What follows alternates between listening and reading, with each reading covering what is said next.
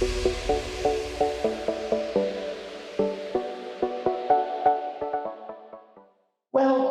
hello everybody, and welcome to the Governance Evaluator webinar Insight series. And how exciting, we have so many people with us today, and we're really looking forward to a great discussion today. And our special guest today is Brendan Moore. Brendan is the General Manager of Member Services with Leading Age Services Australia, LASER. And I have the privilege of working with Brendan. We work in partnership, providing governance services to LASER's members. So Brendan, a big welcome to you today. Thank you, Fi, and pleasure to be joining you and all the participants to discuss this really important topic. Looking forward to it. Terrific. So our really important topic today, everybody, is the importance of organisation-wide governance. And why we call this our Insights webinar series is because what Brendan and I are going to share with you today is the insights that we've gathered over 2020 in relation to the importance of organisation-wide governance. So Brendan, I had a lot of fun putting this discussion together with you today. So let's start with you, because guess what, everybody? Brendan was a rower. Surprise, surprise. So take us through your analogy and how does rowing associate with governance? It's a long bow, but I hope the audience will forgive me for drawing that long bow. It was an interesting revelation reading a quote from a post on LinkedIn the other day from Julie Garland McClellan. As you can see on this screen here, a board is a synthetic person, a legal chimera. It has a personality and it learns and grows. And the really important part here to draw the analogy is it is far more than the sum of the individual skills of each director. So the parallel here to rowing, which if you'll indulge me, audience, is as you can see in the picture on the left there, you have a number of athletes all in their own boats, all rowing their own race, all going as fast as they can individually. And the speed of those boats will not go faster than much more than 15 to 20 kilometres an hour. Whereas if you harness the power of all of those individuals into a single boat that you can see on the right-hand side, which is known as an 8, that's the fastest boat you can get. And they can go about 25 to 30 kilometres an hour, so much faster than an individual working on their own. They'll get to the finish line much quicker, but they've got to be working together. And each person in that boat has a really specific role. They need to know their role. They need to know the roles of the other athletes in that boat as well, including the little chap at the back has a very important role, which people often misunderstand and misinterpret. But they are still individuals, and I think that's something you can't lose sight of. So when I was thinking about this presentation about whole of organisational governance, and then some of the, if you like, the softer things that we talk about in terms of how people need to work together, that lessons from my past when I was rowing, and I also coached rowing for a number of years, that real harmony and that teamwork and the alignment of purpose, and I think we'll talk about that a little bit today, Fi, is really important, that each person knows the end destination, obviously the finish line. You want to get there as quick as possible in the rower's case, but boards need to know that as well. What's their end destination? What's their higher purpose? What's their goal? What are they trying to achieve? And how is each of those people contributing to that? How am I contributing to that as an individual on that board, and having a really strong sense of that. And it's also important to note there that learning and growth as well. Those 8 oarsmen that you see in that boat, I believe it is the US Olympic 8. At one point, those 8 men could not row, and they didn't. Right. They didn't. You don't get, you're not born and you suddenly know how to row. You learn, you grow, you develop, and you pursue your skills and you get better, and you learn from good people like coaches and the athletes around you, or the directors around you in our case. So I thought it was a pretty appropriate analogy, and also a great way to start the conversation about this sense of being an individual, but also this importance of the collective. I think you're right, Brendan. I think it's that, team of experts leading to become an expert team. And that's pretty much where we've always been focused, isn't it, Brendan? When you're looking at governance, we've been focusing on the board. we've been thinking we've got to build this team. But I think coming out of 2020, you and I both thought, wait a minute, and we've actually come to the conclusion that this next slide is actually probably what it's all about. And I'm glad I never coached one of these.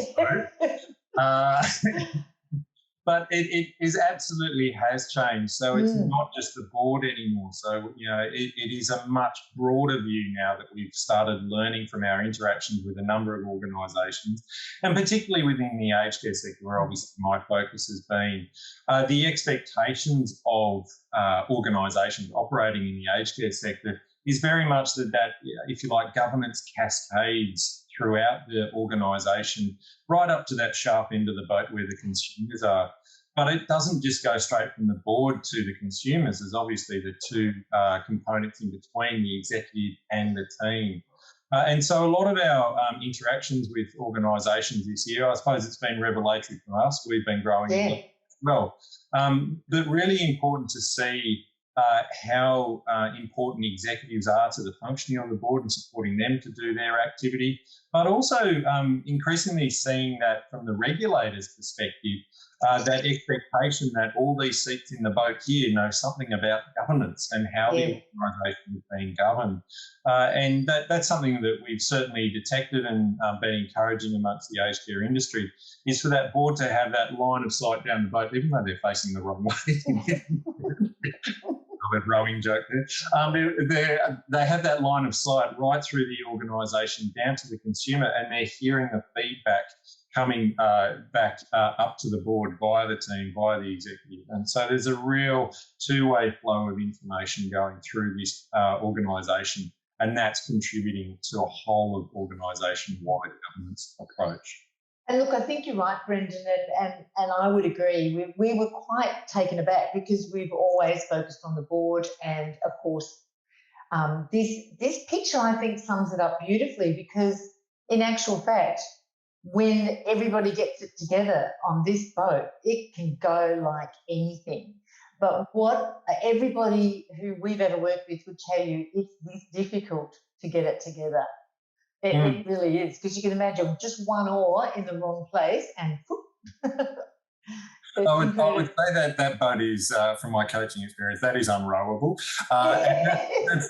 That's probably also, I suppose, demonstrating the degree of difficulty, if you'll steal an analogy from another sport, a degree of difficulty here in terms of getting that organisation-wide governance right through this from board, executive team, consumer. It's very difficult. So we don't ever, underestimate the challenge that organisations are confronting in this particular area of achieving organisation-wide governance. It is not easy, but it should be strived for. I agree. I entirely agree. So this year, I think you and I have come across a couple of big elements that probably we'd like to share with everybody today, that I think were the main things that led us to really get this view of organisation-wide governance, the importance of it. And the things that make up governance organisation-wide are two areas. So the first area that I think you and I have always agreed on is that it's all about corporate governance. So I think we've, come out of the stalls focusing on these areas, your classic strategy, finance, risk, all of those top things, those ASX and ACNC principles, stewardship, duty of care, due diligence. So when we talked about governance, even at the executive and the management level, we've thought, okay, these are the things that you should know. But I actually think it's really interesting because we've worked out there is another key element to organisation-wide governance as well. And this is very much on the back of our work, and again, in aged care, but very much true in health too, Brendan. Yeah, and that you can see here a slight reworking of it, if you like, and that importance of the sector-specific knowledge in our case, talking about clinical governance. And from the perspective of the aged care industry, I think that has been an area that both our regulator And the Royal Commission that has just recently concluded has found some, if you like, systemic weaknesses within the way aged care organisations have been governed. And they've also, going across the other side, looked at culture. So particularly in terms of organisation-wide governance, the push is on society-wide, but certainly within the aged care industry. And I think other industries will have either been through it and there'll be more to come for them. But certainly the openness, transparency and accountability, that, three-word, it'll probably get acronymed, but that three-word openness, transparency and accountability model that really contributes to the culture is one where I think the organisations, governing bodies really should be focusing on in terms of their efforts in 2021 to be either ahead of the curve or at least try to stay on top of the wave that is breaking upon them. No, I think you're absolutely right. I think this was a real eye-opener for me. And I think actually our work related to Standard 8 really helped me understand this, that you don't just want to pass accreditation, you actually want a culture of continuous review and development, and that relates to these things. So you can't just say it relies on the board, it's actually organisation-wide, these key things matter. So everyone has to be buying into that for you. Yeah, you're right, at every level. Yeah, and that goes back to the previous rowing. But I did hear a sage piece of advice from our regulator that, if you do get knocked off your axis in any sort of way around organisation-wide, just keep coming back to the consumer engagement piece. So if you are getting the consumer engagement piece right, then the other things should start to flow out from there. If you have a wobble around your culture, refocus on the consumer. If your clinical governance is off, refocus on the consumer. If your risk settings are a bit challenged, focus on the consumer again. So always come back to your purpose. Why do you exist? And it is around your consumer. So that engagement with your customers is something that the regulator said, but also some of the consumer peak bodies that operate within aged care as well have also been trumpeting that message. And it's by no means a bad one. It's a sage piece of advice. I think that's really helpful to come back to that and make sure everyone's focused on that.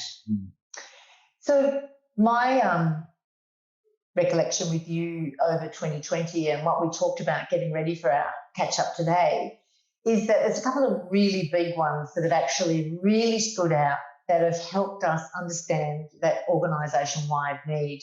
And I think the first one relates to culture of continuous review and development. And it's about, don't just think about passing accreditation. Now, this applies, Brendan, across all of the sectors that we work in. It's about whether you call it accreditation or whatever it is, it's about the standards that you are expected to meet.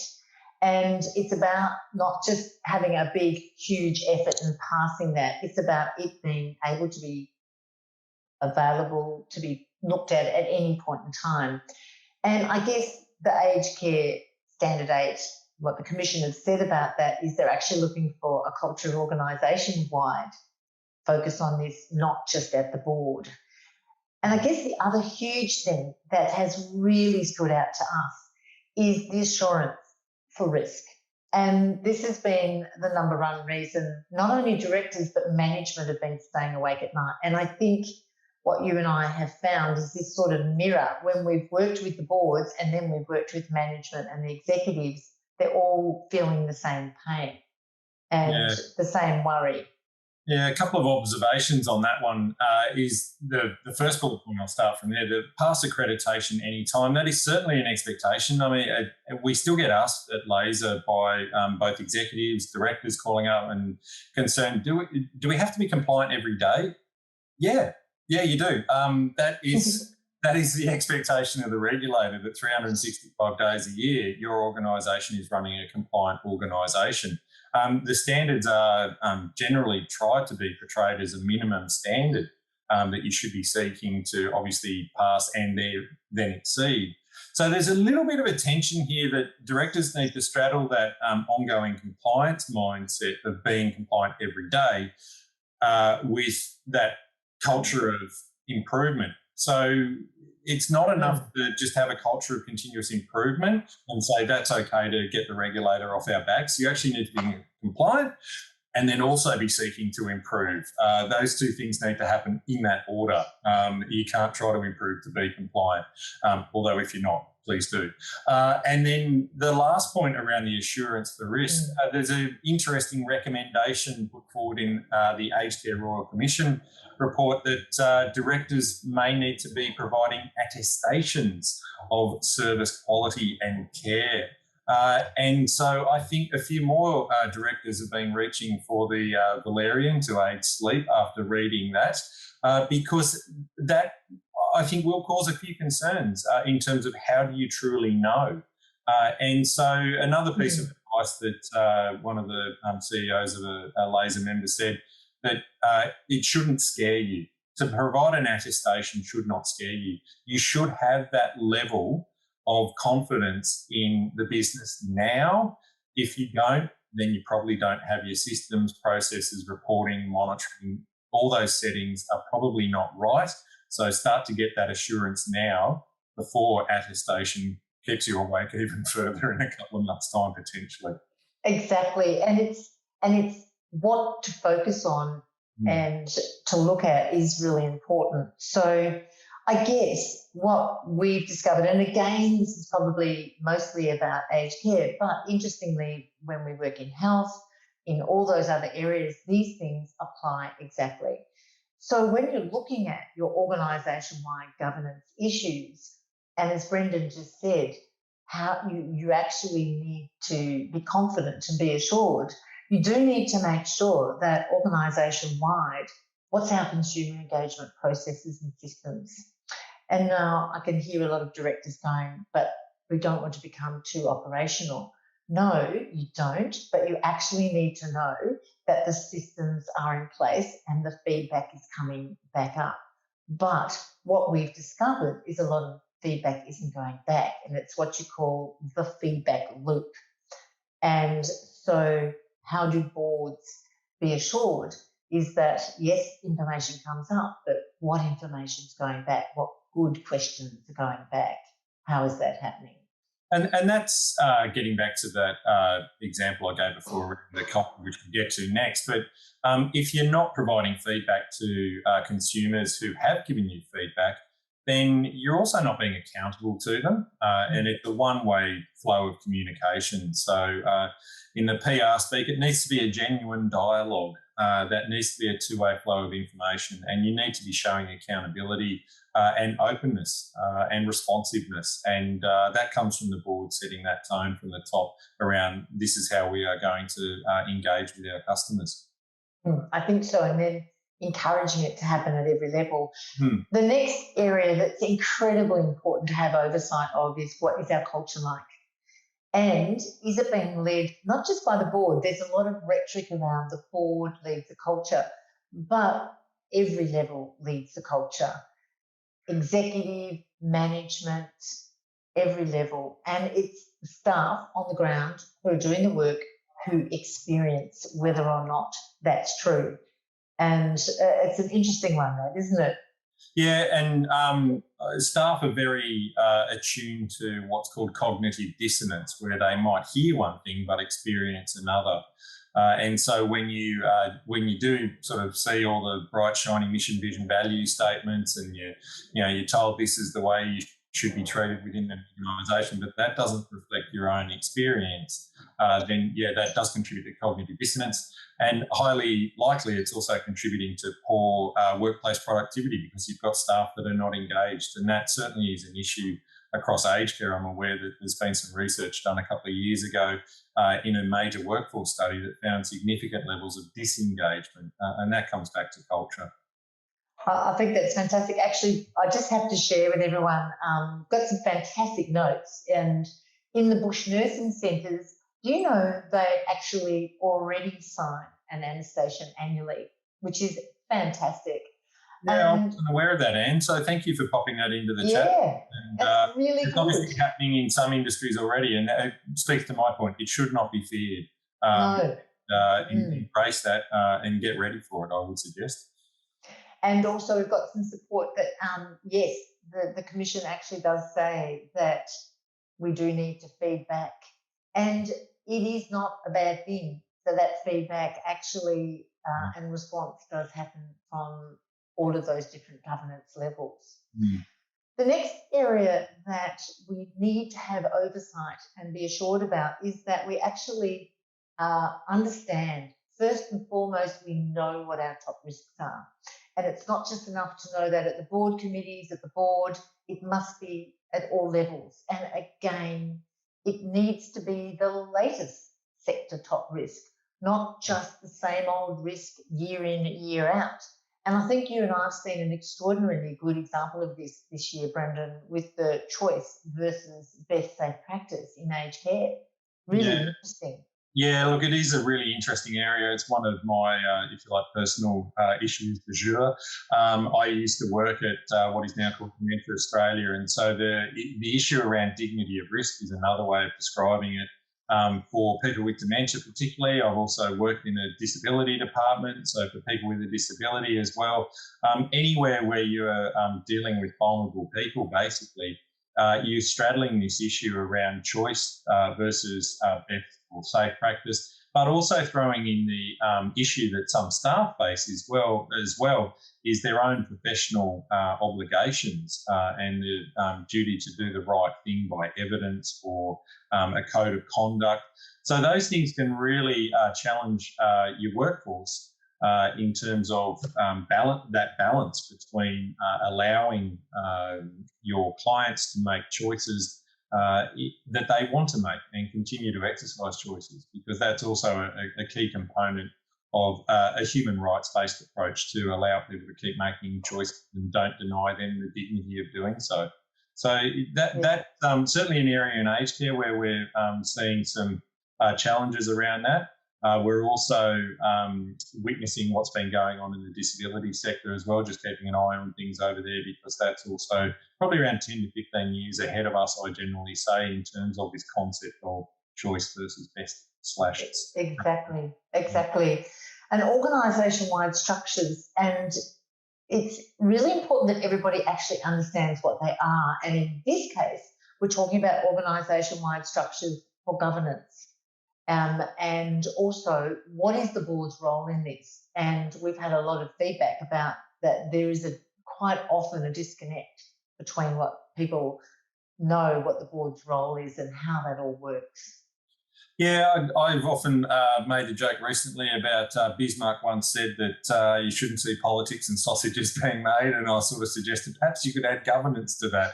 And look, it's kind of for a lot of people, I'm not really that interested. I don't need to know about those kind of things. But if you go back to our initial slides, what we're finding is that there is certainly an expectation that more needs to be known by people throughout the organisation about the performance of the board, what decisions they're making, how they're exercising their governance responsibilities, and how it's driving the organisation forward. What is the board's contribution to the achievement of purpose? Because they are the guardians in a lot of not-for-profits. They're the guardians of purpose. So exactly, really important. And then, of course, there is the sector-specific piece. So obviously, we've talked about these are pretty much universal things, these 4 points here, but that sector-specific piece is crucial. Everybody needs to know, whether you're in a school, an independent school, it's around safety, student and staff safety. If you're in aged care, it's around those clinical and dignity areas, and likewise in health, bush nursing centres or whatever. So we've also discovered that there's a real disparity in this, in that quite often your clinical or your sector-specific skilled staff have quite a different knowledge or a different understanding of what the organisation-wide framework is compared to each other. And we found that really interesting. So that's a big opportunity there for improving on that.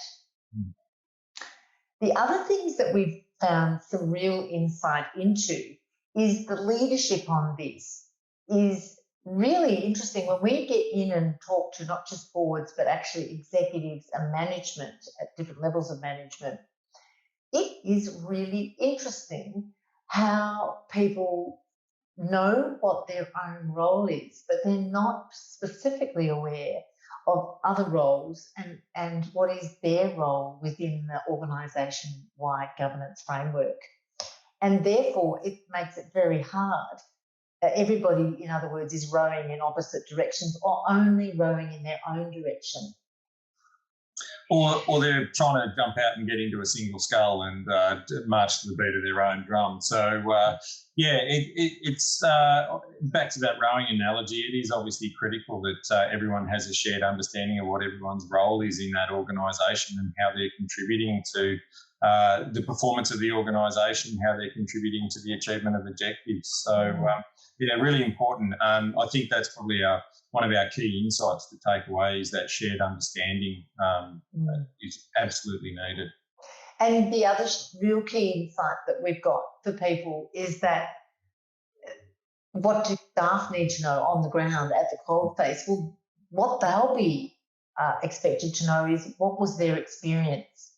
So that's a really important point as well, which means that middle management need to be supported a lot in helping implement governance frameworks. Yeah, and the regulator, I believe in aged care, is also in their site inspections asking questions of staff, and they're trying to garner that sort of information about how responsive organisations are. So they'll be interviewing the staff saying, if you raise concerns, do you know who deals with that? Do you know what the response timeframes are? Do you get responses? So that's speaking again to that responsiveness and accountability to feedback within an organisation. So, that's an important one to ensure your staff are aware of how governance is, shall we say, tentacles are spreading through the organisation and governance is being brought to light so they can answer the questions of regulators when assessors when they arrive. And know that they won't be expected to quote chapter and verse the policies and procedures, but they will, hand on heart, need to just be truthful about what they experience and the support that they do or don't get. Absolutely. The other piece is around communication for decisions and feedback. And this is absolutely fascinating. And I'm sure no one will be surprised by this, but the further you are from the epicentre, we've discovered the less that people know about the governance framework. I'm not talking about people not knowing their jobs. That's not what this is about. It's about that piece that's above your job. How does things get reported up and down that allow the management of risk to happen? And the other huge thing, which I think you've already alluded to, Brendan, is what do you need to know at each level? And it's not too much of a surprise, to be perfectly honest, that the greater the distance from the epicentre, the less well known it is. If you think of a stone being thrown into a lake pond, the ripples get smaller the further out you go from where that rock was thrown into the pond. If the board is the rock, it's the centre of that tidal wave of ripples coming out. By the time you get to the frontline staff in a lot of organisations, they're very, very removed from the board. But as we sort of saying beforehand, there needs to be communication, as we've said, about what is the board making decisions about and what is the impact on the staff in terms of their job performance, their day-to-day activity, and how is their life, if you like, being influenced by the decisions that are made perhaps once a month by the board. It's very interesting. And of course, we've already talked about the feedback loop. And the other thing that we've observed is not a lot of organisations are using what they call omni-channel. So that is all sorts of different communication about the governance framework to capture the different professions and the different levels. And it's not just omni; it's also the repetition effect. So a former boss of mine used to tell me about an unsavoury thing called the vomit principle, which is that you have something so many times you feel like vomiting. It is only then that the audience has actually heard what you're trying to say. So it's apologies to all of those participants joining us this afternoon to hear that vomit principle, but it stuck with me because it does actually give you that sort of real clarity about you've got to say something over and over and over and over again, and it will start sinking in. So boards need to also pursue that omni-channel approach to communicating what they're up to, but they need to do it frequently ad nauseam, so it sinks in. I think that's absolutely true. And look, one of the best things that also has happened for you and I over the last year is we've actually been shown some great solutions. Oh my goodness. Talk about, that's the thing that I've come away from 2020 and all the work we've done and the work we've done this year already is that I feel like we have a great lot of innovation and a great lot of really great things that everybody's doing. So our discussion about organisation-wide governance isn't saying it's all broken. We're just saying it's actually important as a focus. It's not just focusing on the board, but gosh, we've seen some good things. So I might start because I love this one. This is about alignment to solving problems, and it's about how I talked earlier about there's silos of different professions, like the financial people not knowing what the clinical governance people's role is. It's interesting because so too do we find that there's silos within the board's committees. The clinical governance committee or the quality committee or the child and teacher safety committee knows and discusses very different things to the finance committee. And we've come across some great examples. One incredible health service told me the other day about this fabulous solution that every time they had a big decision, they had to take a recommendation to the board. They actually brought the chairs of the finance, the audit and risk, and the quality committee together to always give a combined recommendation, which I thought was absolutely brilliant. And that could happen at every level of the organisation to come up with combined solutions. Which is a little bit like your cabinet in politics. So I suspect probably been a luminary from politics who's been sitting on that health service. Exactly. It's very much aligned to the cabinet model where, the various departments provide briefs on a particular matter and that's given to their respective ministers and they understand the issue from their perspective as it's debated at cabinet because it is such a significant issue. It goes to cabinet. It's not just a department issue. No, it's a really good idea. And the next area is something that I've become really passionate about, and it's the alignment for corporate and sector governance knowledge and skills. And this is about, it's as important for your executive and management to understand governance, and in particular organisation-wide governance, as it is for the board. And Brendan and I'll talk about that a little bit more in depth in a minute. But those pieces of education happening on both sides is, we have discovered, crucial. Otherwise, everyone's speaking a different language to each other. Yeah, and I had the pleasure of delivering a workshop yesterday to a laser member in Queensland, where at the end of it, the chair was very complimentary about how important it was for them to gather as directors, management, field management, and receive, education workshop around corporate governance and clinical governance, the Standard 8, as it's known, organisational governance in aged care, but also coming back to a customer-centric view is where I began that workshop. So that was also important for, the difference between those who work in the front line and those who support the front line. There's a famous quote: if you're not serving a customer, your job is to serve those who serve customers. Everyone is in the business of your, your model of service and why you exist. No, exactly.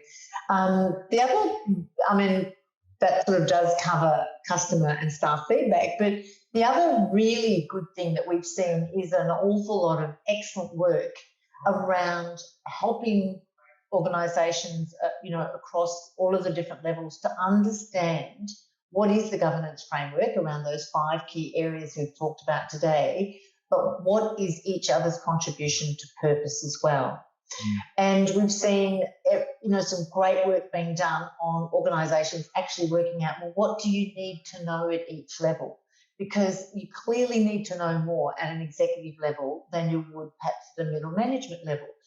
And you do need to do the work on discovering what is the difference. And we've also seen some great communication strategies and some excellent roadshows where, using fantastic technology, boards have actually done little videos. CEOs have gone around sites or run roadshows and taken questions and explained this governance piece. And it's really been quite amazing, some of the things we've seen. Yeah, and just a bit of advice on that one is that if you think about your own experiences of presentation, you remember stories, you don't necessarily remember data.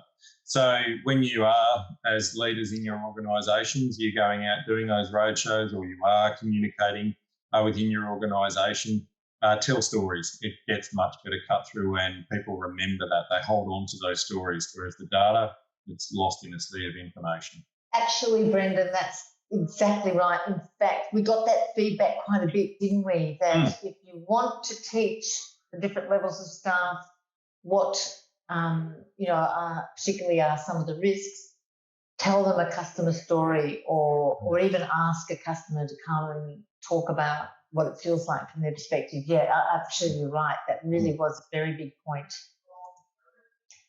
And I guess this is a really interesting one that we both discovered, and it's super simple, but it actually is really important. This is about how to equip both boards and management, or executives and management, to help be a part of providing assurance for risk. So I think the director's skills and experience is a crucial piece. And this is about actually directors knowing the top risks for the sector they're in. And it doesn't matter which sector you're in, this is different to your corporate governance knowledge. You know, that slide we showed before with all those key areas, strategy and everything. This is about knowing your top risks. And a lot of directors say to us, but I don't want to be a nurse or a doctor, or I don't want to be a teacher sitting here. And it's not about that. It's about knowing about your top risks. And why? Because you do actually need to sense them as they go past you at the board table, or when you read the information you're given. You do actually need to understand how to analyse data, trends and reports. And you really do need to start to understand what are the right questions to ask. And you really do need to have the skills of how to feedback at organisation level and to consumers. And this is the new challenge that Brendan and I are excited to put up to boards. We're saying, work it out. How are you going to feedback? How are you going to do this? And importantly, you need to, as a director, generate insights and set strategy. Because the most important role you've got is to know when to be strategic, when to drop down into the weeds, and when to get out again. And Brendan, I'll let you talk to the mirror piece. So we looked at management and executives, and guess what we found?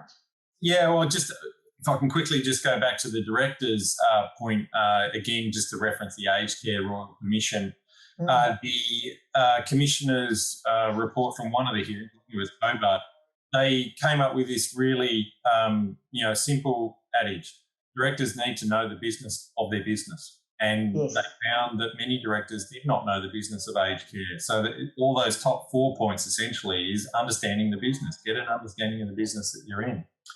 But the same goes, if you like, from executive and management skills and experience. So they need to understand how governance works in order to support good governance to happen, because executives and management do have a really important role to support directors to discharge their responsibilities properly. For many directors in human services industries, they are volunteer directors. And so it's a really challenging role to be a director with a lot of responsibilities and accountabilities. And you are reliant on management, for better, for worse, in some cases, as also the Royal Commission found. So you've got to know the top risks as well as the many organisational risks, because you do have that deeper, if you like, insights and the day-to-day understanding of what's going on in the business. You need to be reporting on those, And the really important, I think, that we need to see, if it's not already happening in your organisation, you need to be trending that information. You need to be setting the benchmark for health and describing parameters. So high-low marks, acceptable tolerance ranges, that needs to be set in consultation with the board. But you also need to be providing a bit of a commentary to the directors around that, able to support them to understand the issue and make a decision, and obviously then communicate that decision. Management also have to have an anticipation feeler as well. So understanding at the governance level, well, what kind of information are they going to be needing this month, next month, year down the track, that kind of thing. But at the operation, what other issues are occupying us from day to day? The second last point is being able to answer the broadest questions. That can be challenging for executives and management to be able to answer all the board's questions. I think often I hear the frustration from many executives that the board doesn't have many questions. They'd be happy to get a question, even if it was a question. But yeah, that's a challenge for the executive being able to answer those questions and in a timely manner that aids decision making.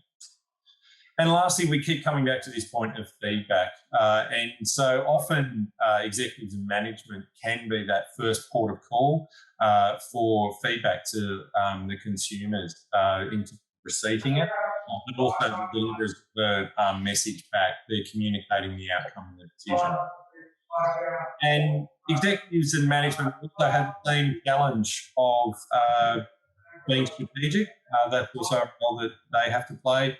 They also sometimes need to drop down into the weeds, I think. And we've seen that really 2020 in aged care, particularly in Victoria and our Melbourne colleagues. I'm based in Sydney, so our dear colleagues down in Melbourne who went through a number of outbreaks of COVID in aged care homes, and that really forced them to be absolutely hands-on, including celebrated occasions where CEO was staff getting the old nursing hat back on and doing the work of the staff because there just weren't staff around. So that's really dropping down, not into the weeds, I would say, into essential care. Yes, no, that's a real mirror. So basically, overall, Brendan, the outcomes that we need for good governance, organisation-wide, just take us through these. All right, so starting from the top, I suppose this is our presentation in a nutshell in 5 bullet points. Take it away. So you've got a broader understanding of governance beyond the board. That's the point that we started with that very elongated rowing boat. It goes through your executive, it goes through your frontline staff, it goes down to the customers. So that broad understanding has to be there. Obviously, the nature of the understanding will obviously just change slightly as you get further away in that sort of ripple in the pond model. And then conversely, boards have very difficult jobs and we never resolve from that fact. It is difficult to be a director. It is difficult to attain high levels of board performance. And so management has a really, really important role in being able to support the individual directors and the collective of the board to perform better. And that comes back to these next 2 points, which is your shared responsibility, shared understanding. So if everyone has a clear understanding of what their role is in enabling good governance across the whole organisation, then you're in a much better place. And then obviously if people are taking responsibility for that and no one's, shall we say, duck shoving their responsibility and everyone's performing to the level that you need them, both the directors and the executive management staff, all the way cascading through your organisation, then what you'll have is an organisation that is absolutely storming and performing. And it comes back to that final point, clarity and alignment. And we're back to our fabulous rowing boat. And just to reiterate that point, it is a whole team effort right through the boat, as we say, and looking for the board to lead the organisation to reach this state, because again, it does come back to the board. Boards have to lead. They have to drive the organisation towards the achievement of its purpose and to a destination that they're seeking from a strategic perspective.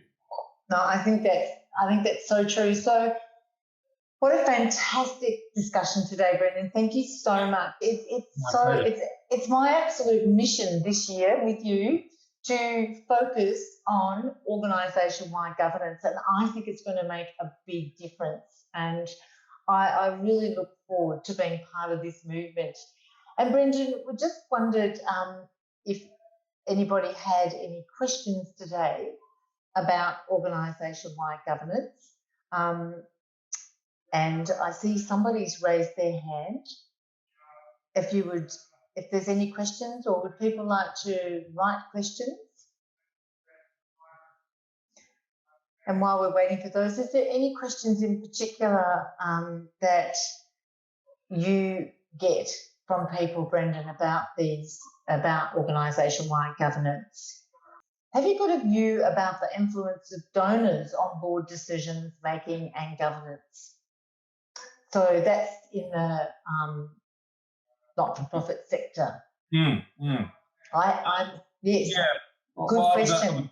I was only going to say that donors are just one of many stakeholders that boards have to engage with, seek to understand their motivations, what their agenda may be, and balance that with what the organisation's trying to achieve. And obviously, ensuring that conflicts of interest are either declared or eliminated through good process and systems. So, I'm not too sure what more to say about donors and their influence. Yes, well, look, I suppose what I can add to that, because I'm the chair of the steering committee of a large foundation that's coming together at the moment, and it is absolutely crucial with donors that you have the right policies in place so that donors know when they give what is the extent or the limit of their influence. And I think that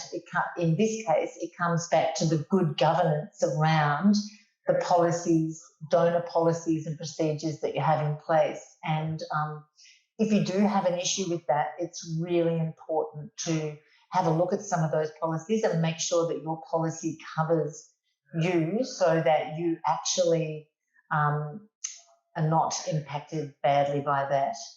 Got another question here. Within the governance framework, I always think it's a good idea to have all meetings connected and the flow of communication from meetings to the board where relevant, another level of the governance framework or layer.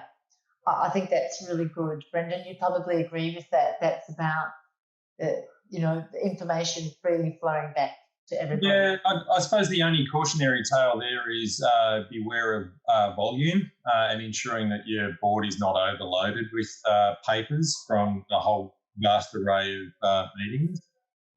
Really, you've got to distill down to the messages around what, so what, now what, to enable the directors to make a decision.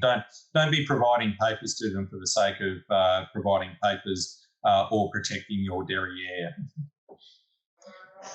Absolutely terrific. Well, thank you, Brendan. Thank you so much. It's been an absolutely terrific discussion today. And it was great to get those questions, but I might just pop along and talk about what will happen after today. Oh, actually, before I do, I think one more question. Oh, actually, that's a thank you. It's not a question. Oh, look, but there's a recording of today's webinar that will be sent to everybody. And we're really, really thrilled that you came. And please take this recording and share it with others, because this is a really important discussion. And this discussion needs to be had not just at the board, but the executive, management, everybody within your organisation. And it's really important that actually within the system, within the chat, that if you want to, you can actually click on a link and make a 15-minute Zoom appointment, because I'm absolutely committed to continuing this conversation. This is our first chance to talk to you all about this, And I absolutely welcome anyone who would like to continue to chat about it, continue to learn about our insights, to just pop in and book a 15-minute Zoom just to have a bit more of a chat. We'll also have a link to that Zoom when your copy of your webinar comes out to you tomorrow. So Brendan, as always, it has been fantastic talking with you. It's absolutely fantastic working with you. And I'm so excited that we were able to share with our wonderful governance community the amazing insights that we've had the privilege of learning from the great organisations we work with. Yeah, thank you, Fee, and obviously thank you to all those organisations that have placed their trust in us to work with them. It's been a pleasure working with them as well. I would agree. Thank you. And thank you very much, everybody, for coming today. It's been absolutely wonderful having people from all around Australia, and we look forward to staying in touch with everybody. Thank you so much.